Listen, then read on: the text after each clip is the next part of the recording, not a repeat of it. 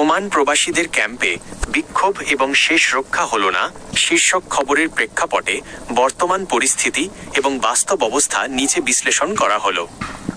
সাম্প্রতিক ঘটনার প্রেক্ষাপট 2025 সালের ডিসেম্বর মাসে ওমানের কিছু এলাকায় প্রবাসী শ্রমিকদের মধ্যে অস্থিরতা দেখা দিয়েছে। বিশেষ করে সালালা, মাসকাট এবং দুকুম শিল্প এলাকার কিছু ক্যাম্পে বকেয়া বেতন এবং আকামা রেসিডেন্স কার্ড সংক্রান্ত জটিলতা নিয়ে ক্ষোভ তৈরি হয়েছে।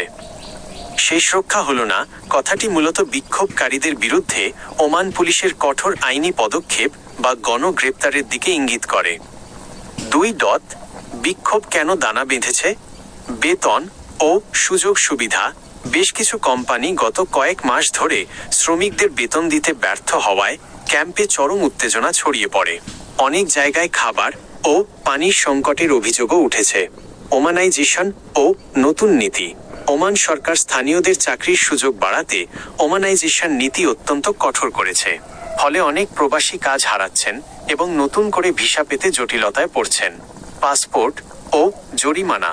অনেক কোম্পানির মালিক আরবাব শ্রমিকদের পাসপোর্ট আটকে রেখেছেন এবং বিশাল অঙ্কের জরিমানা পরিশোধ না করায় প্রবাসীরা দেশ ছাড়তেও পারছেন না। 3. শেষ রক্ষা হলো না এর মূল কারণসমূহ।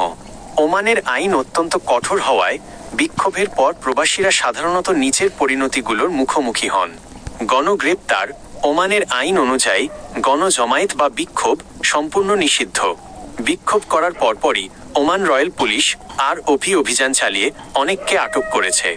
ডিপোর্টেশন, দেশান্তর। যারা বিক্ষোভের অগ্রভাগে ছিলেন বা যাদের কাগজপত্রে ত্রুটি ছিল তাদের দ্রুত বিচারের মাধ্যমে বাংলাদেশে ফেরত পাঠানোর প্রক্রিয়া শুরু হয়েছে। এর ফলে তাদের শেষ রক্ষা হয়নি বলে সামাজিক মাধ্যমে আলোচিত হচ্ছে। আজীবন নিষেধাজ্ঞা।